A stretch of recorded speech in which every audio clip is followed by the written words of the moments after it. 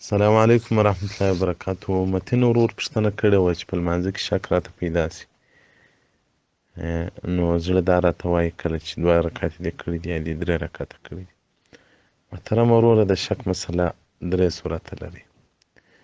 که سړي ته په عمر کې اول وار و چې ده ته په لمانځه کې شک ور وولېدی چې ایا ما به 2 رکعته کړي که به مې 3 رکعته کړي، نو لمونځ به له سره راګرځي، لمونځ یې باطل دی.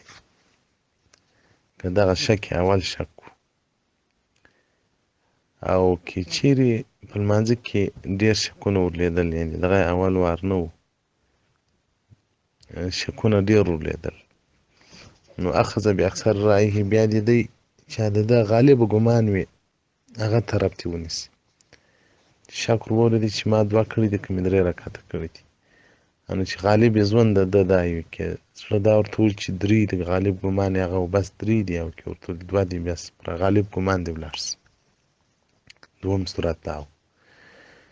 دریم صورت دا و نه ورمعلومېده چې 2 مې کړي دي که مې 3 کړي دي، خو شک ور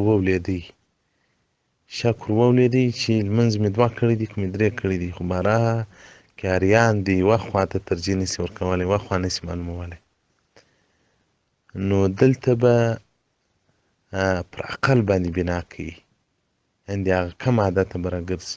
اوس مثلا د ماپښین په لمانځه کې شک ور وولېدی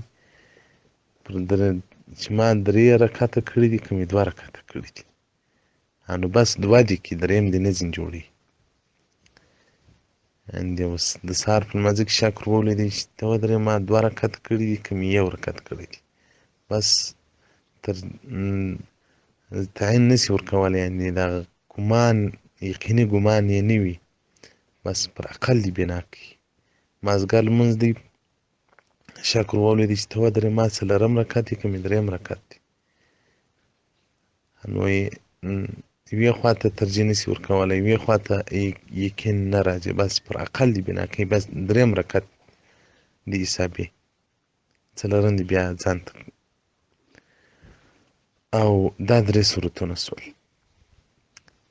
په اول صورت کې که په عمر کې اولنی شک و لمونځ به راګرځوي، او که وسوسې و شکونه ډېر کې ولیدل، بیا دې چې د ده غالبه رایه وه پر هغه باندې دې عمل کوي. 3یم دا صورت و چې د ده ته اندازه نه معلومیږي چې ما هغه 2م دی که 3یم دی، خو شکمن سو چې دا 2م دی 3یم دی، دا تعین یې نه سوای کولی، غالب ګمان یې نه و، بیا دې نو پر عقل باندې بنا کوي، یعنې 4 رکعتیزه لمانځه کې شک ور ولیدي چې ما 3 کړي دي که مې 2 کړي دي، بس 3 دې لکۍ پر 2 دې فیصله کوي. او دغه رنګه نو چې اوس شک ور ولیدی، نو په هر رکعت کې به بیا کښېني. اوس په 2م رکعت کې شک ور ولیدی چې دا 2م دی که اول دی، بس اول رکعت دی 2م نه دی، کښېدي نه، اتحیات دې وکړي. نو چې راولاړ سو 2م رکعت پوره سو، بیا دې اتحیات وکړي. او دغه ډول که شک ور ولیدی چې ته ودرې دا 3یم دی که 4م دی، بس 3یم دی، بس په 3م رکعته کې دې بیا اتحیات وکړي، په 4م رکعته کې دې بیا اتحیات وکړي. او په دغه ټولو صورتو کې هغه په سجده سهو بیا لازم د لمانځه په پای کې کوي. فتاوای هندیه جلد اول مما یتصل بذلك مسائل الشک، صفحه 130، او حاشیة التحتوی صفحه 420، فصل فی الشک. الله دې جل جلاله دې وکړي چې د عمر کفایت وکړي. والسلام علیکم ورحمة الله وبرکاته.